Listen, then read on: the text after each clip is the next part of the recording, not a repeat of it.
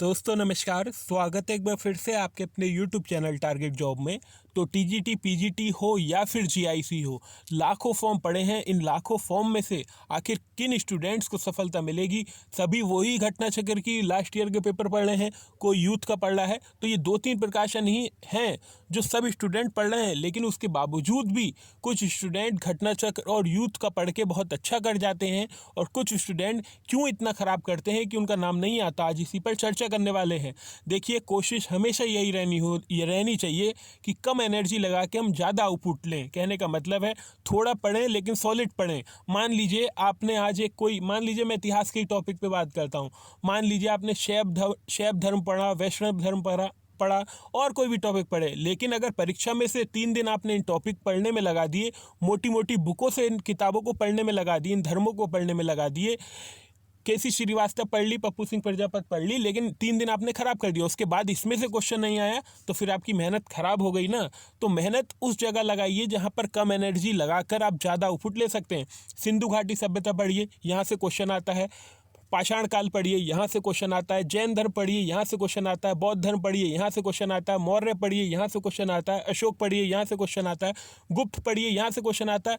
तो चीज़ों को समझिए, पहले लास्ट ईयर के पेपरों को देखिए, उसे अपने अंदर समाइए कि आखिर क्वेश्चन कहाँ से पूछे जा रहे हैं। अगर प्राचीन इतिहास में महाजनपद से हर बार क्वेश्चन पढ़ा आ रहा है और आप महाजनपद को स्किप कर दे रहे हैं, तो इसमें गलती पेपर वाले की नहीं है, पेपर बनाने वाले की नहीं है, ये गलती खुद आपकी है। पहले लास्ट ईयर के पेपर को आत्मसात करिए। लास्ट ईयर के पेपर आपके मुंह पे रटे होने चाहिए। अगर रात के 2 बजे भी उठा के कोई आपसे लास्ट ईयर के क्वेश्चन का आंसर पूछे, तो विद एक्सप्लेनेशन आप उसको बता सकें कि इसका आंसर क्या है। जब लास्ट ईयर के पेपर के पैटर्न को आप समझेंगे तो देखेंगे वास्तव में चीज़ें काफ़ी सरल होती हुई नज़र आ रही हैं। तो लास्ट ईयर के पेपर जरूर पढ़िए। इसके बाद देखिए, एनसीईआरटी पढ़ने का समय है भी नहीं और इस परीक्षा में काम भी नहीं आने वाली है। कुछ पीजीटी में कुछ सब्जेक्ट में काम आ सकती है, लेकिन मार्केट में इतनी बुक अवेलेबल है कि एनसीईआरटी की आपको ज़रूरत नहीं पड़ेगी। जो भी किताब पढ़िए उसको कम से कम 10-10 बार रिवीजन करने की कोशिश करिए। आपके दोस्त यहाँ पे कोई किताब पढ़ रहे हैं, मान लीजिए आप साहित्य भवन की कोई किताब पढ़ रहे हैं सोशियोलॉजी की, आपकी कोई मित्र है या सहेली है, वो कह रही है कि मैं ये किताब लाई हूँ, ये बहुत अच्छी है, आपको उसका कवर पेज बहुत अच्छा लग रहा है, आपने भी वो किताब ऑर्डर कर दी, 10 पेज पढ़े, उसके बाद वो किताब रख दी। तो ऐसे में किताबों का ढेर मत लगाइए, एक ही किताब लीजिए, उसी को बार बार रट लीजिए। अगर आपको पीजीटी में किताबें पूछनी है तो सबसे अच्छा नेट की कोई भी अरिहंत की गाइड ले आइए।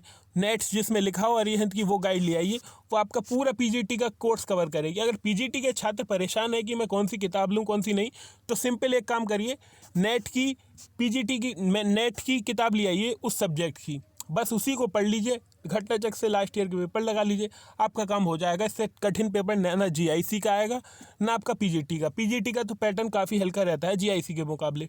टीजीटी में मुकाबला कम है, आराम से नंबर लाएंगे। अगर एक बार आपका तुक्का लग गया तो आपकी ज़िंदगी बन जाएगी, क्योंकि इंटरव्यू का नाटक इसमें होता नहीं है।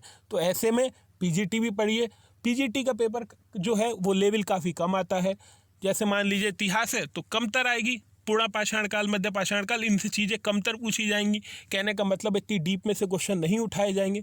पीजीटी में देखिए, आप बीए एमए जरूर करे हुए होंगे, बीएड करे हुए होंगे, तो बीए ऐसे तो है नहीं कि आपने बिल्कुल खाली करा होगा, बिल्कुल कुछ आता ही नहीं होगा, बिल्कुल ढेला नहीं आता होगा आपको। तो बीए पढ़ा होगा तो उस हिसाब से किताबें देखिए, पाठ्यक्रम लीजिए, पाठ्यक्रम। और एक चीज़ और कोशिश करिए, अगर मान लीजिए आप प्राचीन भारत कोई एक सेपरेट बुक से पढ़ रहे हैं, तो उस बुक को पूरा कंप्लीट बना लीजिए। अगर लूसेंट में कोई अच्छी चीज़ मिल रही है प्राचीन भारत से, तो उसकी किताब को कटिंग करिए और अपनी किताब पे चिपका लीजिए। महाजनपद में आपके नोट्सों में कोई चीज़ कमी पूरी लग रही है, तो लूसेंट में कोई महाजनपद से अच्छी चीज़ लग रही है, तो नोट्स वहाँ से कटिंग करिए लूसेंट से और अपनी वो उस पर चिपका लीजिए।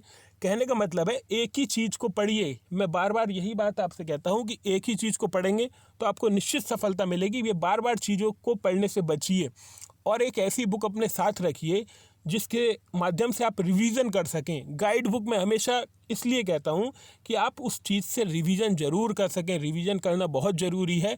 एक एक किताब को अगर आपने एक बार पढ़ लिया है तो ये मत सोचिए कि मैं पेपर से ये 10 दिन पहले पढ़ लूँगा, नहीं पढ़ पाएंगे आप। विश्वास मानिए, किताब को 6-6, 7-7 बार रिवीजन करिए, क्वेश्चन लगाइए, छुपाइए, हाथों से क्वेश्चन को छुपाइए, फिर पढ़िए। तो ये सब चीज़ें आपको करनी पड़ेंगी, उसी के बावजूद आपको सफलता मिलेगी। जो भी टॉपर होते हैं या जिनका भी नाम आता है, उनकी यही रणनीति रहती है, किताबों को बहुत कम रखते हैं, लेकिन किताबों के दोहराने की प्रक्रिया बहुत ज़्यादा होती है। इसीलिए उनको सफलता मिलती है। तो आपसे भी निवेदन है, जो वीडियो अच्छी लगी हो तो वीडियो को लाइक कर दीजिए। आप में से कई छात्र हैं जो चैनल को सब्सक्राइब नहीं कर रहे हैं, अगर वीडियो काम की लगती है तो सब्सक्राइब कर दीजिए, वरना कोई बात नहीं है। बाकी जो भी अपडेट होगी फ़िलहाल दी जाएगी। जीआईसी में एक पोस्ट पर 500 से ज़्यादा स्टूडेंट का कंपटीशन है और पीजीटी में एक पोस्ट पे 600 से ज़्यादा स्टूडेंट का कंपटीशन है। तो आप देख लीजिए आप कहाँ खड़े हैं, कितनी मेहनत कर रहे हैं। बाकी जो भी न्यूज़ है वो तो हम आपको लगातार इस चैनल के माध्यम से दे ही देंगे। बाकी जो भी अपडेट होगी वो आपको मिलती रहेगी। वीडियो अंत तक देखने के लिए आपका धन्यवाद। जय हिंद, वंदे मातरम।